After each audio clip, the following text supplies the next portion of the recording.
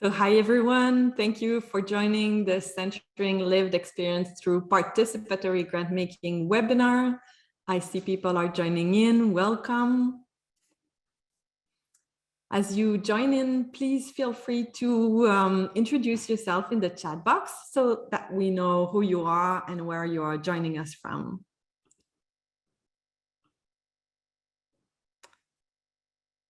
We will wait a few minutes as people are still trickling in, joining the session.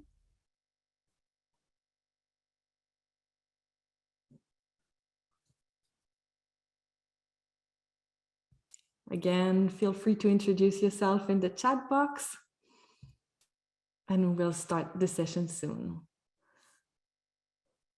Wonderful people joining us from Hamilton, from Ottawa, from the PhilLab, our colleagues from St. Louis United Way. Thank you for joining us. Welcome. Oh, people from the UK, the Vancouver. Wonderful. So I think we will start now. So thank you for joining this webinar on centering lived experience through participatory grantmaking. My name is Myriam Bérubé, and I'm consulting director at the Tamarack Institute, and I had the great pleasure to facilitate the community engagement process in this amazing participatory grantmaking project. We're going to have wonderful conversation with our speakers today. But before we move on to presenting speakers, I would like to do an acknowledgement. So we begin this webinar by acknowledging that we are meeting an Indigenous land. And as settlers, we are grateful for the opportunity to meet, and we thank all the generations of Indigenous peoples who have taken care of this land. I'm myself calling in from the traditional territory of the Ghanaian Gehaga people. Jojage, colonially known as Montreal, has traditionally been a place of gathering for many First Nations. And as settlers, this recognition of the contributions and importance of Indigenous peoples must be clearly connected to our collective commitment to make the promise of truth and reconciliation real in our communities. I invite you to take a few moments to share with us the traditional territory you are joining us from. I see some people are already doing it in the chat box. Thank you. And I will now turn it on to Grace, our Tamarack colleague who is our tech support today. Hello, everybody. Just a few quick notes before we get the webinar started. If you have any questions regarding tech, just feel free to message me in the chat. You can directly message me, or you can just write any questions that you have throughout in the chat, and we'll be sure to answer them. There will be a Q&A session near the end as well. And also this webinar will be recorded, so you will have access to this. You'll have access to the slides and any other questions that we may miss. You will get all of that information, so not to worry. So yeah, I'll pass it back to you, Myriam. Thank you so much. Thank you so much, Grace. So feel free if you have any technical issues to reach out to Grace throughout the webinar. So it is my great pleasure to introduce you to our speakers for today. So we have with us Zari Gill. Zari is the president of the Red Shawl Women's Community Organization and has been part of the People's Panel in this project. We'll tell you more about the People's Panel in a few moments. So welcome, Zari. Thanks for being with us today. We also have Marina Nuri. Marina is the Associate Director for Strategy and Program at the WES Mariam Assefa Fund, and the great initiator of that participatory grant-making project. She will tell us everything about this story. So welcome, Marina. We also have Jessica Kwik. She's the director of the Peel Newcomer Strategy Group and has been facilitating this process with the Tamarack Institute and the People's Panel. So thank you for being there, Jessica. And Karenveer Pannu is community animator, my colleague at the Tamarack Institute for this participatory grant-making project, and myself. Myriam Bérubé, as I mentioned earlier, consulting director at the Tamarack Institute, and I have been facilitating the community engagement process throughout this participatory grant-making pilot. So welcome everyone. Thank you for joining us today. So before we move to our questions to our panelists, I would like to invite Karenveer to give us a bit more background on the pilot project, Building Equitable Economies for Immigrants and Refugees, clarify also what we mean by participatory grant making, and maybe introduce some of the key players and key milestones of this project so far. So Karenveer, I turn it on to you. So hi everyone, my name is Karenveer and I'm the community animator for this project. And so to ground our discussion today, I just wanted to take some time to describe participatory grant making and describe our process as we designed, developed, and launched our Building Equitable Economies funding opportunity within the Peel region. So at core, participatory grant-making is a model of funding that cedes decision-making power about funding from foundation staff to the very communities that funders aim to serve. The participatory grant-making process privileges and is grounded in the lived and living experiences of the community. Such a process pulls from the community's collective wisdom to name the community's felt needs and appropriate solutions. At core, it is a process that values and recognizes community members as subject matter experts who can use their collective knowledge and wisdom towards developing effective and responsive funding decisions.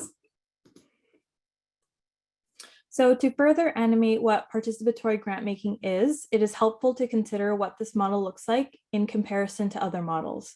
So in the conventional grant-making model, as illustrated on the left side of the slide, the funder defines priority areas and makes funding decisions on their own and on behalf of the community.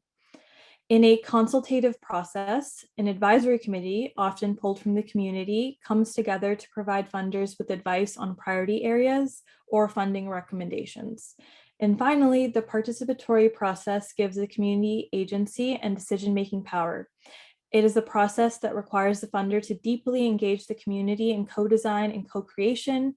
It is a process that recognizes the community members as experts who can use their knowledge and lived experiences to make funding decisions resulting in change and responsive impact. And so, as I briefly mentioned, a key component to this participatory process is collaboration. So I wanted to take a moment to introduce you all to our key partners. So this participatory grant-making pilot project was initiated and is being funded by the WES Mariam Assefa Fund. And representing the Mariam Assefa Fund today, we have Marina on our call. The Tamarack Institute facilitated this project. Tamarack led the community engagement work and worked with the People's Panel to co-design the funding opportunity itself. And representing Tamarack today, we have Myriam and myself. The Peel Newcomer Strategy Group, also known as PNSG, played the intermediary role. So when this pilot project commenced, there was an invitation to submit letters of intent, and PNSG sent in a letter of intent on behalf of the Peel region, and ultimately Peel was selected to be the location of our pilot project. And so PNSG has grounded our work with their knowledge and understanding of the Peel landscape. So representing PNSG today, we have Jessica on our call. And finally, we had our People's Panel. Our People's Panel was composed of 12 individuals from the Peel region. Our panel was incredibly diverse as all our members had varied professional lived experiences, and our panel worked together to co-design and co-create this funding opportunity. And so representing the People's Panel today, we have Zari on the call. So our participatory grant-making project can be conceptualized in 3 stages, and these 3 stages took place over a span of about 6 months. So we began our work in November and really finished up our work in April when we selected our grantees. So the first stage of our process was the design. So this involved working alongside our People's Panel to identify Peel's felt needs and potential funding priorities. And together our panel co-designed and co-created our funding opportunity. The second stage of our process was the outreach. And this involved sharing the funding opportunity with the broader Peel region and holding space through coaching calls to support organizations, groups as they put together their applications. The final stage, which is the stage of the project we're currently in, is the action. So in this stage, the panel utilized the funding criteria that they had developed to select projects to fund and ultimately selected 6 projects to fund. And at this stage, our role is now to support our grantees as they implement their projects. And so to really understand our design process, it's also really important to understand what our People's Panel was. And so Tamarack engaged Peel residents and stakeholders to form our People's Panel. And our panel was comprised of 12 members who represented the diversity present within the Peel region. The panel members reflected on their sector knowledge and lived experiences to identify diverse needs and priorities and define priorities to create targeted change and impact. They defined the key priorities and processes, and together they co-created this funding opportunity. Oh, sorry, give me one second.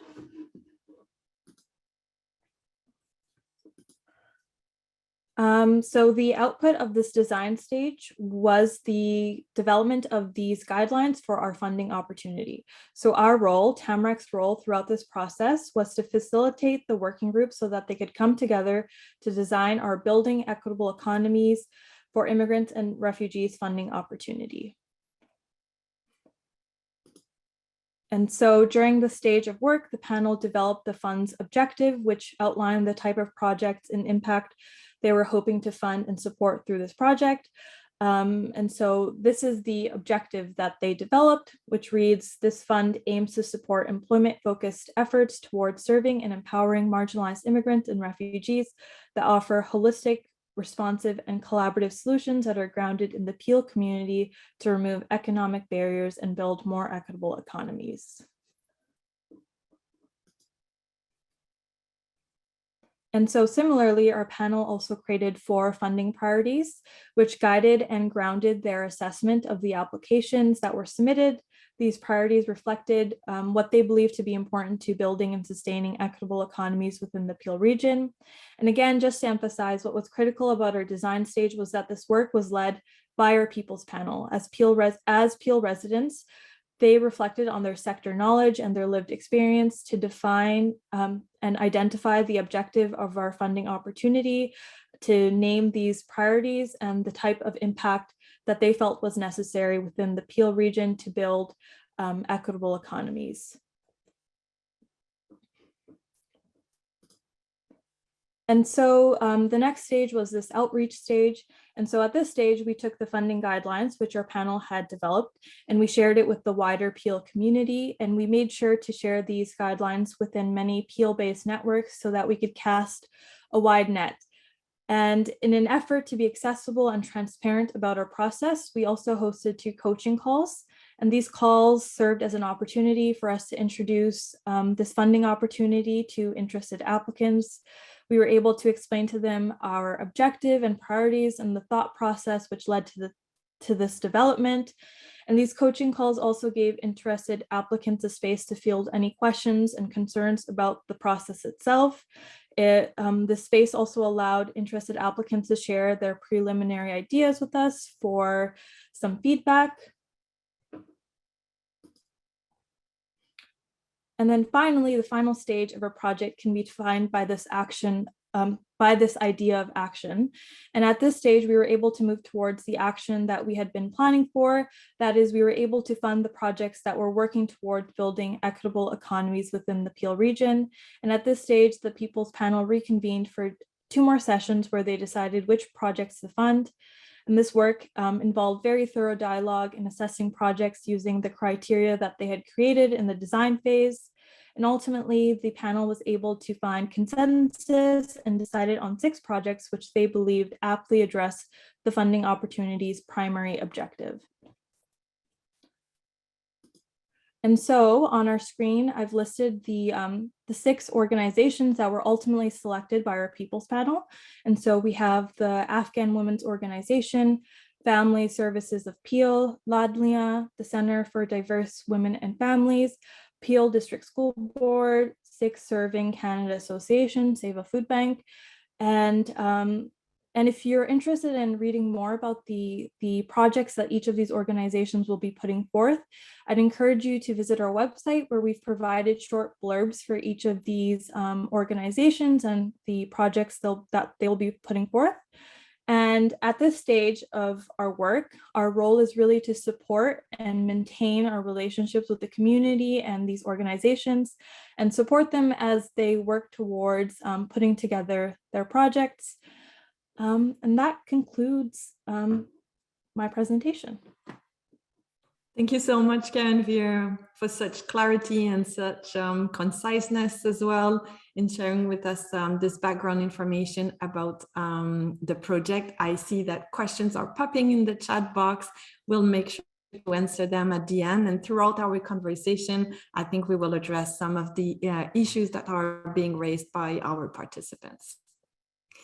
So I suggest that we now move on to our questions and begin where it all started.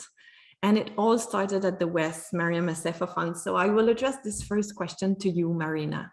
Why did the WES Mariam Assefa Fund decide to get involved in the first place in participatory grantmaking? And what potential do you see in this approach? Great, thank you, Myriam. It's so nice to be here. I'm really excited to talk more about this exciting project and to be with the representatives of all the participants that were involved. So, as Myriam said, my name is Marina Nuri. I'm the Associate Director of Programs and Strategy of the WES Mariam Assefa Fund. Many of the participants who have some connection with the immigrant servant sector would know WES. It's a nonprofit social enterprise with the main business of providing foreign education credentials assessments for immigrants, refugees, international students coming to the US and Canada. And I work at the philanthropic arm of WES, and the mission of the fund is to support solutions that advance economic and social inclusion of immigrants and refugees so that they can achieve their aspirations and thrive. So to answer your question, Myriam, I think shifting power to communities is core to our mission. So in the solutions that we fund, we always look at how the lived experience being integrated into them, how the experiences of immigrants and refugees themselves are centered in the solutions. We're trying to also fund solutions that help to build the leadership, like the bench of immigrant and refugee leaders, so that they can become, they can drive a change for themselves. So we always kind of looked at it in what we fund. But then we also realized that we should also look at how we fund as a grant-making organization. So we are quite a new funder. We launched in the US in 2019 and in Canada in 2020. And although we've always tried to integrate trust-based philanthropy approaches into our work, so for example, reducing the number of reports that our grantee partners have to submit, or trying to give more of general operating support grants, or trying to find ways to reduce, the power dynamics that exist between funders and grantees. Participatory approaches were quite new to us. In our first year of grant making in 2020, we followed a very traditional approach when we ourselves decided what the funding priorities should be based on our research, some conversations with organizations in the field, advisors, etc., and then went ahead with RFPs. And we ourselves, of course, with help from different other colleagues asking for advice, decided what we should fund. It worked well, but throughout the whole process, I was thinking why it shouldn't be us making these decisions. We don't know what's more important, especially for a foundation with a national scope, focusing very broadly on immigrants and refugees. It's very hard to decide what's more important, population-wise, who is more important, international students, refugees, immigrants, solutions-wise, is it skills, is it employers? Of course, we narrowed it down in our RFPs, but still, even within the applications received, it was really hard to make these decisions. And I always felt like almost like an imposter syndrome. It's like it shouldn't be us making these decisions. So we started thinking more how we can drive more equity in our approach. So we realized that the communities themselves should be much more engaged in how these decisions are made. That's why we decided to start small. We start with the pilot. Last year, we went into partnership with Tamarack, and Tamarack is, as Karenveer described, is facilitating this exciting project in one pilot community. And we, as a funder, we want to learn from this pilot so that we can adopt some of these practices going forward, and also share it with other funders, because as we've seen, it's quite a new approach in Canada, and we want it to be picked up by more funders as well.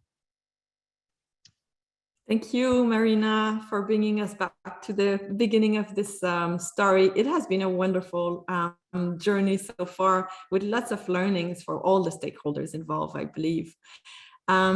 You talked about like launching the pilot project in one Ontario community. So this was an open call for letters of intent to be submitted. We received lots of letters from different communities, and the Peel community got selected. So to follow on with the story, I'd like now to invite Jessica to tell us more about what motivated Peel Newcomer Strategy Group and also your partners to apply for the Peel community to be part of this pilot project. Jessica? Thanks so much, Myriam. And it is, I'm going to underscore the word learning, because we were definitely motivated by the opportunity to learn, just as others have been. And we really, we attended the information session that Tamarack hosted, and that really gave us a sense of where the initiative was heading. We made the case for Peel on behalf of the region, because we're the local immigration partnership in the region. So across Canada, there are many local immigration partnerships that really work to convene different partners and sectors together. And we really have a sense of who the organizations and what are the specific issues in our regions. For Peel, we're over 50% of our population are immigrants, whether new or established. And so that's focused on permanent residents, but there are temporary resident issues such as international students' experiences that could be improved. And we mentioned this in our letter, as well as Peel region is a popular destination for refugees because of the diverse community. There are ongoing issues, especially out of the pandemic, related to underemployment and unemployment. So we brought these issues to the fore, also knowing that we were heading towards a federal initiative focused on developing regional models for accountability and funding governance that the local immigration partnerships are considering, and also wanting to focus on how we integrate lived experience into different models of regional funding. So this was an ideal opportunity, and so we were really glad to be the first pilot, and I can definitely say that we learned so much from the People's Panel and being a part of the initiative. Thank you, Jessica. The Peel Newcomer Strategy Group definitely made a very strong case for the Peel community. Thank you for sharing this with us. Now talking about the People's Panel, I would like to invite Zari to tell us more about why you decided to get involved. So why did you want to contribute your time, your expertise, your lived experience to the People's Panel? What interested you more specifically in the approach of participatory grantmaking? Thank you very much, Myriam. It's an honor for me to be part of this discussion today and to have been part of the People's Panel. Like you were introducing me, like I've been in Canada for the last 30 years, and 25 of those I've been working with the nonprofit sector. I am a global health professional, and my last 7 years have been devoted to developing Red Shawl Women's Community Organization, which is about giving women, new immigrants, refugees, and others an opportunity to live better lives. So when women live better lives, they improve communities. So that's how, I got involved with the community response table and heard about the participatory grant making project pilot that was coming up. And like we know that, participatory approaches always allow, ownership of the process and also of the learning. And then now this one was very specific again, and one of the very few, if not the first one in Canada, where we saw that the grant making, the process where the funders, the donors are engaging the community to participate. And that's when we see that they were going to be involved in the process of setting up the design, the funding allocation, or the process, and that transforms us all. Like I was saying, so participatory processes give you that ownership. So this was an opportunity for the nonprofit sector and community organizations like Rachel and others who were able to bring experiences that, like I was saying, I'm an immigrant myself. And what I've learned, the stories that I share, the materials and the knowledge that I share come from what I've lived with and what I've learned while serving. So I think that was a great opportunity for a person like me to be part of this panel. Thank you. Thank you, Zari. And maybe just to answer quickly some of the questions I see popping in the chat box. When we held the first community information session in Peel, we asked the participants who should be on the People's Panel, like who should be selected in the People's Panel. So they brainstormed and gave us great insights and ideas about who should be represented in the People's Panel. And one of the key points was to have half the panel with people as yourself with lived experience, but also knowledge of the sector. So working in the refugee and immigrant settlement sector or employment sector, and half of the panel with lived experience, but working in other areas of life, or some people also experiencing barriers to find employment. So the panel had a great diversity in terms of ethnic origin, diversity of experience, cultural backgrounds, age, gender, like everything I think was quite well represented around the People's Panel.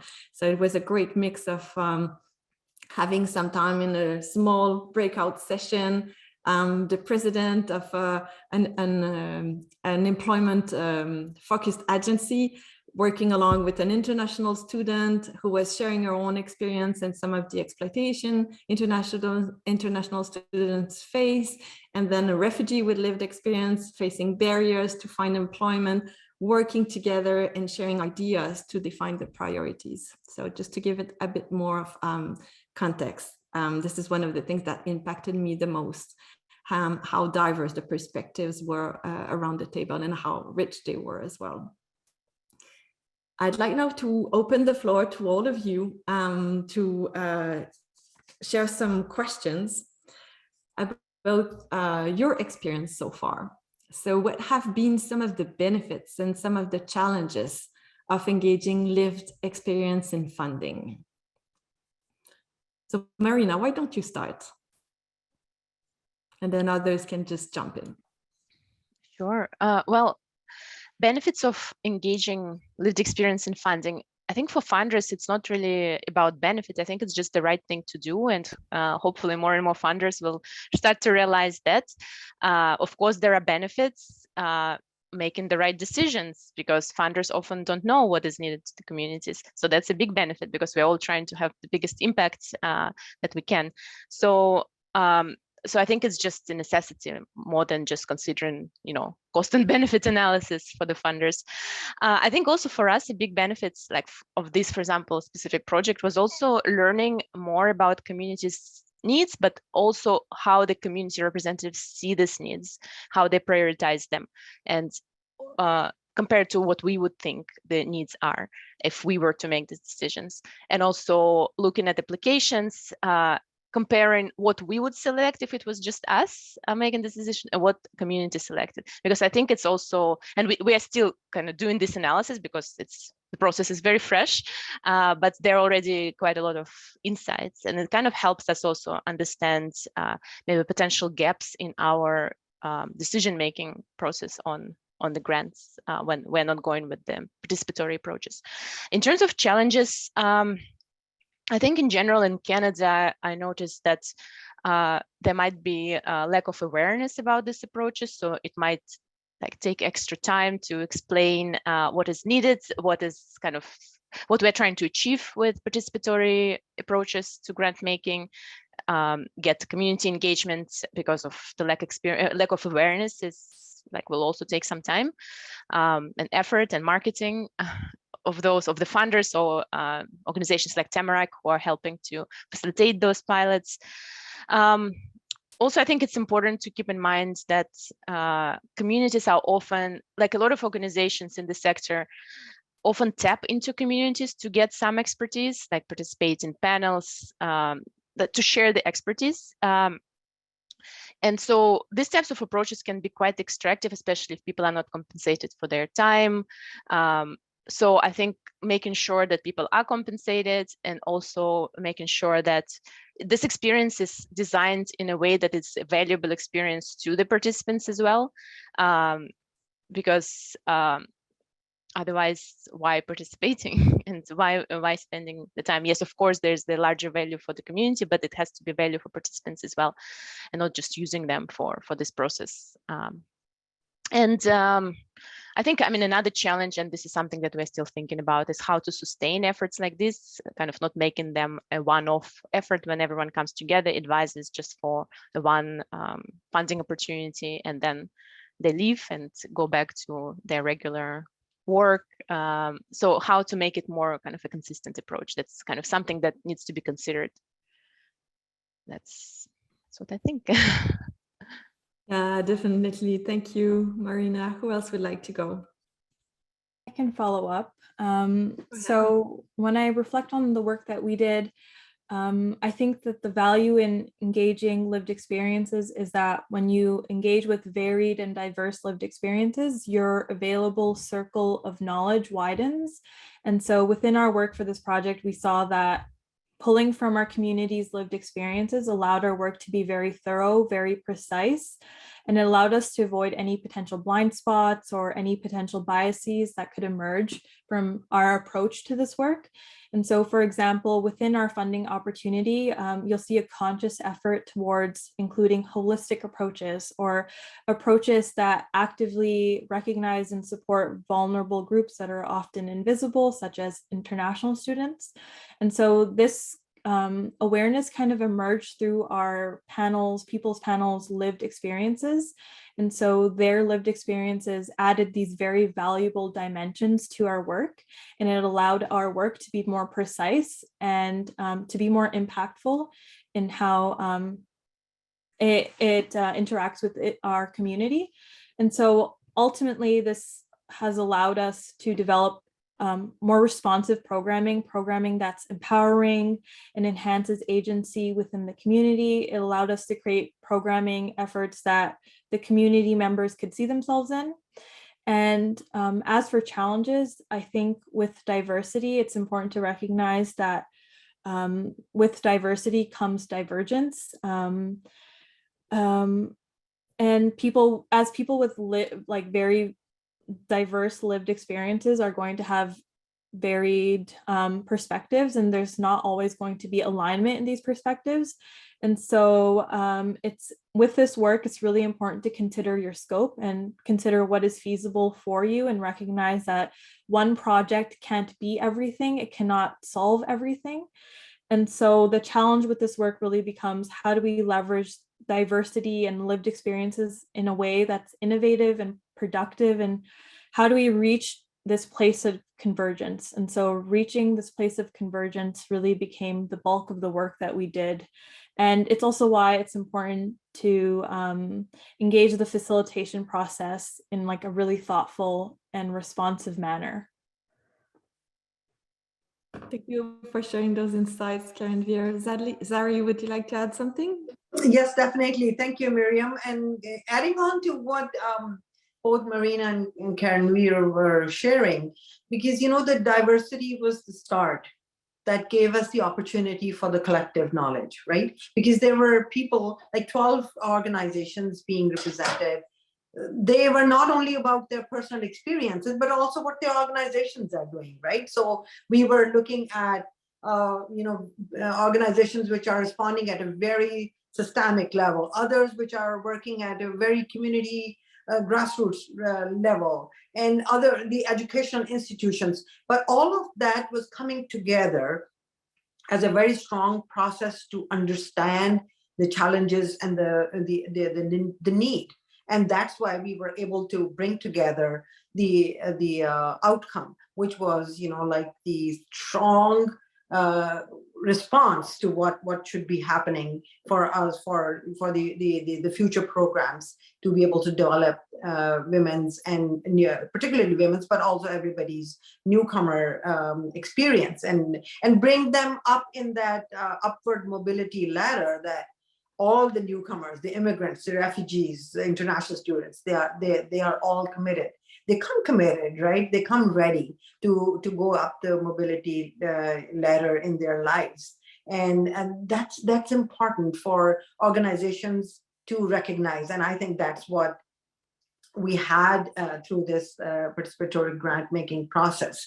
And also the other point which I thought was important was the knowledge sharing, but also the fact that what these projects are going to bring out for us.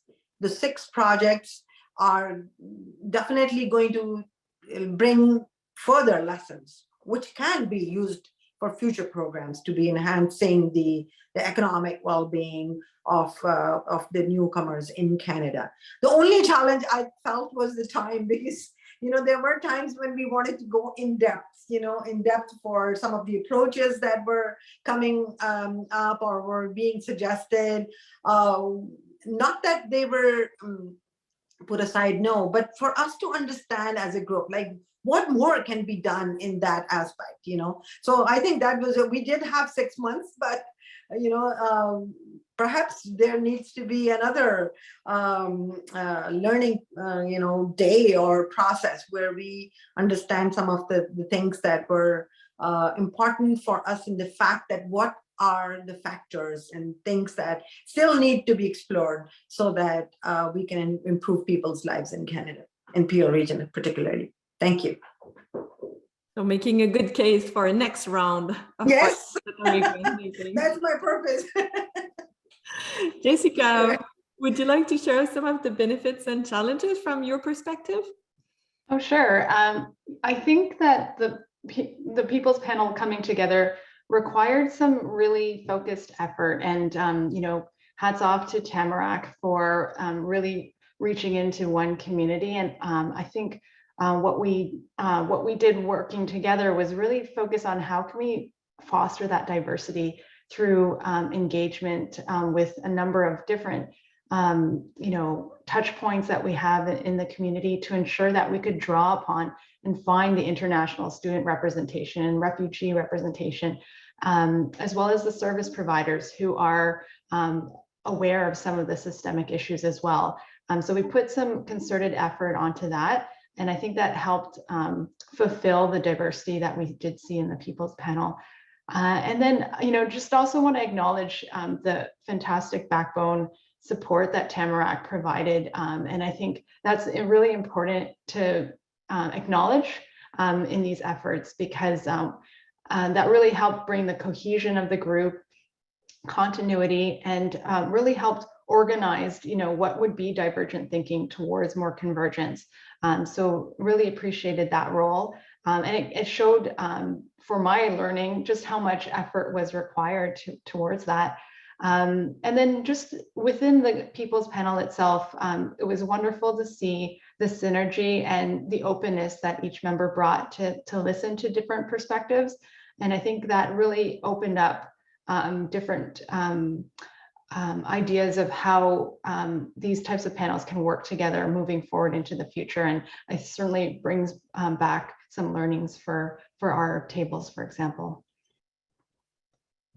Thank you, Jessica, for highlighting this. I'll move into my next question, because I see that some of our participants might be interested in getting started with this kind of approaches or advancing participatory grant making. So what piece of advice from everything that you've shared, the benefits, the challenges, everything you've learned so far, what would you have as a piece of advice for our participants who are interested in participatory grant making? Who would like to start? Marina again? Again, I just don't know how many funders we have on the call, but I would be able to, share some perspective for the funders. I think, the benefits that we have is that we are quite a small new fund. Like it was quite easy, and it would be probably easier to change our practices. I can imagine that for larger, like well-established funders, it would be harder to just fully transition to participatory grant making. It will require time, board engagement, etc. And we also have a very supportive board at WES Mariam Assefa Fund. So for larger funders, my advice would be to start small, maybe start with a similar pilots in a specific community, or start with a specific funding envelope specifically dedicated to participatory grant making, and you can continue with traditional grant making across other envelopes, but just to start to kind of build your tolerance to these approaches, because I can understand that it can be quite hard for funders used to traditional approaches to let go of the control of what's being selected, especially of what's being selected. I think funders are already quite open to inputs about the needs and kind of the requirements in the field, but the final selection is still often within the funders' hands, and it's quite hard for them to let it go. So I think just to build this tolerance, it's good to maybe start small, and also build tolerance of the board to just allow this specific envelope of funding to be used in whatever ways within specific frameworks, I guess, that the community decides to use it. Yeah, I think that would be my approach. And I think if there are specific like portfolio considerations that funders need to take into account when these decisions are made, so like if funders still need to be engaged in making final decisions, just to be clear about this from the beginning, not to kind of keep this ownership still within the community, and just to be transparent and continue building trust. So being open about the specific parameters that need to be taken into consideration at the final stage. Yeah, and just to add, for those of you who might not have added up all the numbers that Karenveer showed at the beginning, it was a significant amount of money of $600,000 that were allocated by the People's Panel. So we're not talking about $5,000, $10,000 grants. So it was quite an impressive move made from the WES Mariam Assefa Fund board and team as well. So just to add to what you were saying, Marina. Jessica, would you like to add something to this? I think the advice I would share is considering the planning involved so that everyone can meaningfully engage.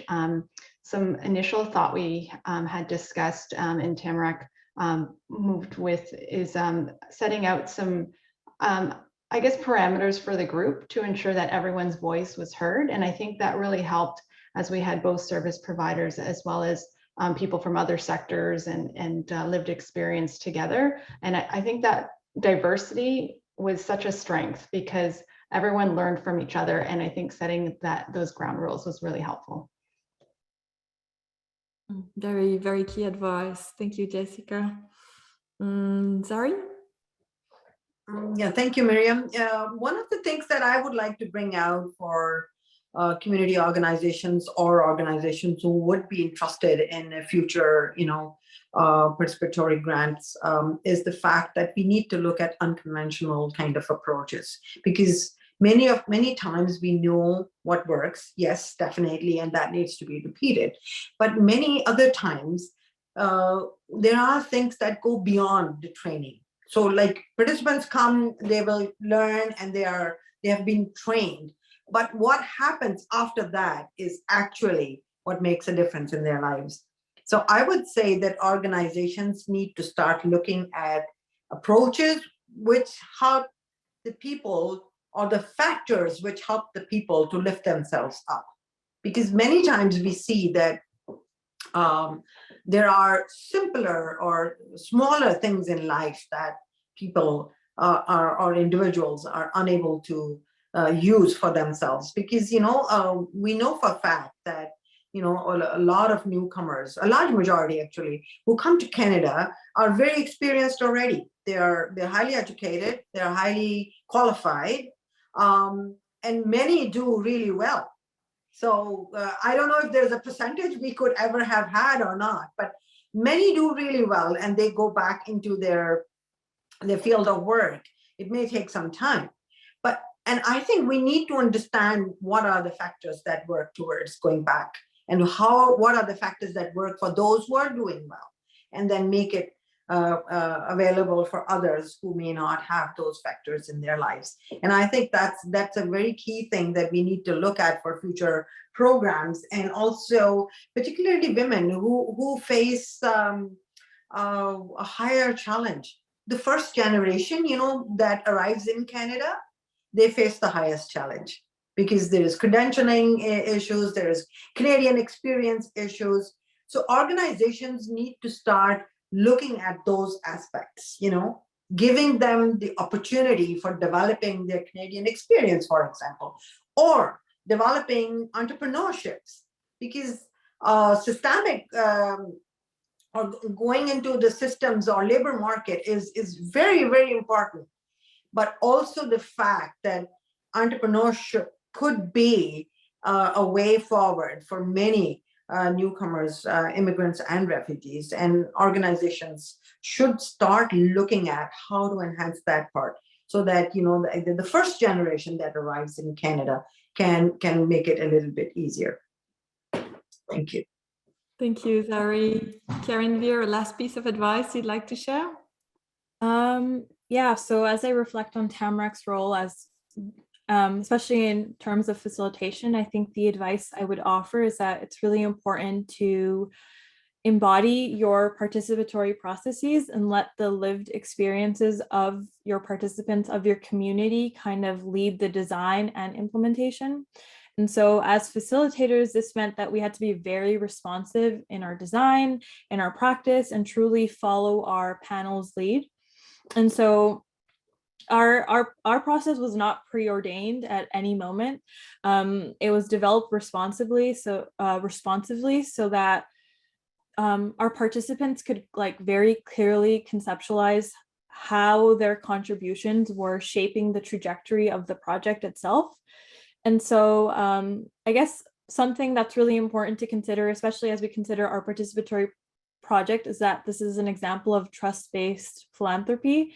And so what's key to that is you have to trust the process, and that this process will yield the results that you're looking for, which is effective funding decisions. And you also have to trust the expertise of your community. And so I think those elements are really key to this work, and key to participatory grant making. Thank you, Karenveer. I see that our time is running, and I want to make sure that we keep time for questions from our participants. So I will go with the last one before we turn on to our Q&A panel, which is about the future. So just in a few words, quickly, what hopes do you hold for this project in the Peel community? I'll go first here, if I may. My hope is that the knowledge that we generate out of these projects, the research pieces, the knowledge, the new findings, and we can use that and translate into actual programs for future. That's my biggest hope, because that will provide us very rich and strong information with the projects that we have, and particularly for the transient newcomers in Canada, like international students out there, like some of the transient workers that come. They play a very strong part, and what they gain here, some of them who go back bring it with them. So So it's a multifold impact that we can have. So again, I do hope that we will be able to bring some new programs and new approaches out of these 6. Thank you. Wonderful. Thank you, Zari. Who else would like to go? I can quickly go. I think my hope is that this process continues to inspire a culture of like transparency. And so my hope is that we can inspire other funding or programming efforts to adapt similar transparent and participatory processes so that people are given meaningful space to co-create and co-design their own communities. Great, thank you, Karenveer. Jessica, Marina? I can just add to Karenveer's point that my hope is that this consideration of lived experience gets integrated into a broader view of what settlement funding and services looks like into the future, where these experiences are balanced with the views of service providers as well. So thanks so much. Last word for you, Marina. Well, not much to add. I think these are great points. I'm also hoping that other funders will start picking these approaches up, and just in general lived experience and participation becomes the norm. I would add that I just hope that this experience was useful for the participants, that they will be able to use this insights in their work and life going forward. Maybe there will be additional efforts with the same group. It was such an exciting effort over the last few months. I just hope it will not go to waste, and there will be kind of a continued effort to make change in the lives of immigrants and refugees in this community. Wonderful. Thank you, Marina.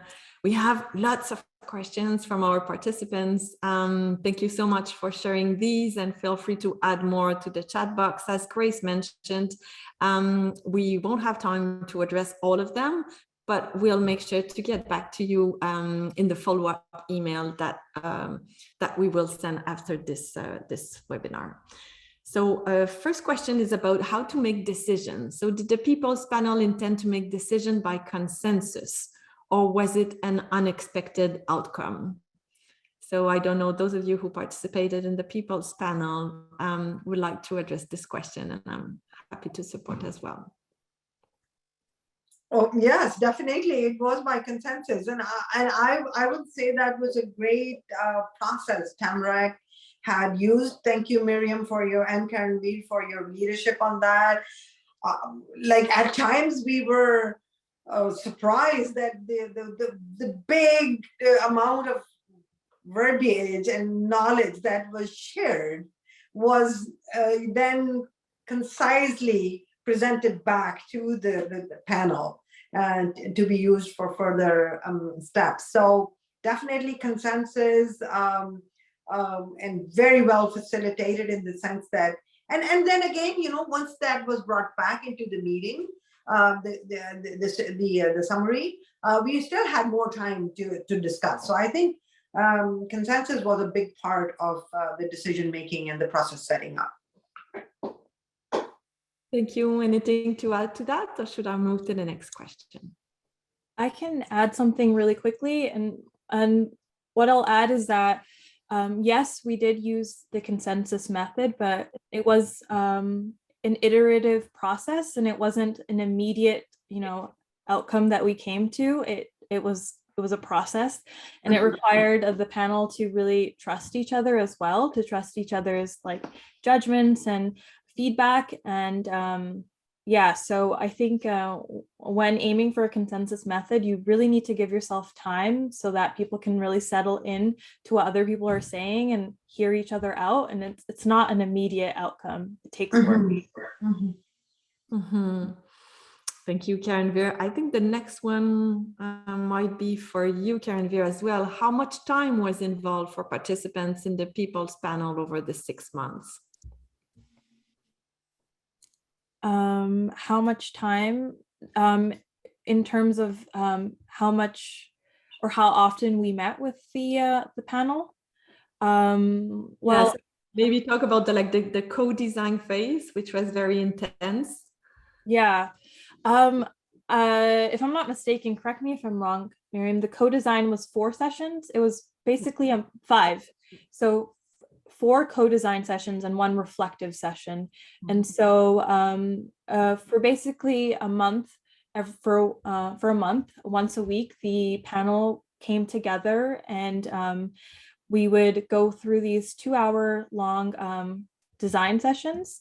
And that's kind of where they engage in that dialogue about assessing needs and what their goals and vision for this funding opportunity was.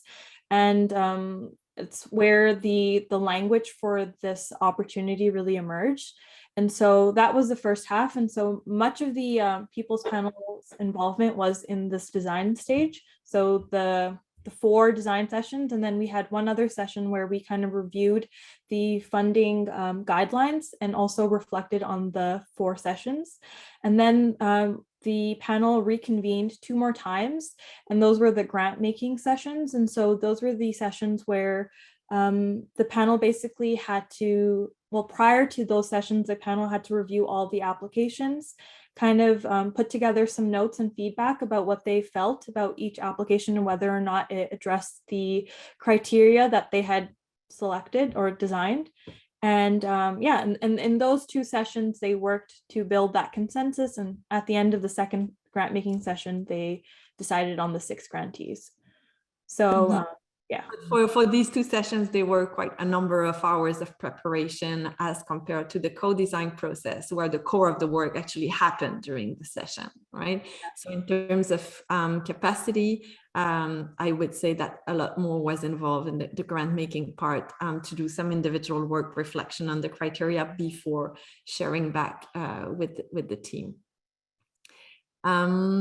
There's another question from Kelly here about was there a conscious effort to facilitate dreaming big or focusing on long-term impact when developing the grants?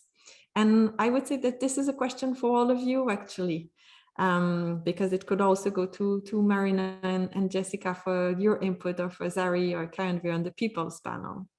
So was there a conscious effort to facilitate dreaming big or long-term impact when developing the grants? Who would like to go?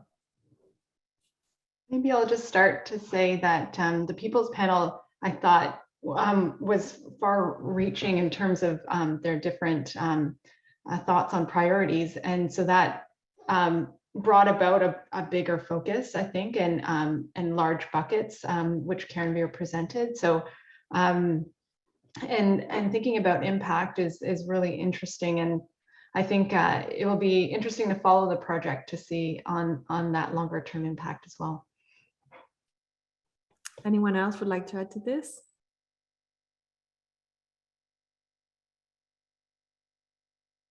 Oh, we don't hear you, Zari. You have to... I'm sorry. I'm sorry. Yes, the projects themselves are about a year, actually 1 year for each. But it's always the fact that there are learnings and there are the gains that go much beyond. So definitely we will see a long-term impact. And I feel that this will not only be for the beneficiaries, but for the organizations themselves. Because I think that's an important aspect that I would like to bring out, you know, that it's a learning process for the organizations also, who are developing the programs and who are you know, being involved in this process of bringing better programs for the beneficiaries. And I feel like you know, there can be mentoring, there can be coaching for organizations who are smaller or who want to go into future programs, but they don't have that kind of, you know, that kind of finesse of going into details. So long-term impact for the system at systems level and at the beneficiary level, both is going to be very strong. Thank you, Zari. I see our time is almost up, so I would like to tell our participants who didn't get their questions answered that we will get back to you in the follow-up email, as I mentioned earlier. And I would like to thank all of you for your great participation, great questions to our panelists, and a huge, huge thanks to Karenveer, Jessica, Marina, and Zari for sharing your experiences, your insights, I would say with such enthusiasm and authenticity as well. I must admit that I enjoy every moment that I work with you in this project. Has been a remarkable journey so far, and lots of learning to come as well. So thank you very much to all of you for joining us today. You will get the recording of the session, the slides, and some other links to resources. We hope to see you in an upcoming learning opportunities. Tamarack holds webinar every week, and we have some learning events coming as well, virtual workshop and community engagement if you want to learn more about engaging in a hybrid world and also celebrating neighbors. This is a 3-day event in June about the asset-based community development approach. So 2 topics that are related to the lived experience one that we had the conversation on today. So I wish you all a great rest of your day. Thank you again so much for joining us, and to our wonderful speakers today. Thank you, everyone. Thank you, Myriam. Thank you very much, Marina, Karenveer. Bye-bye. Thank you. Bye. Thank you. Bye-bye.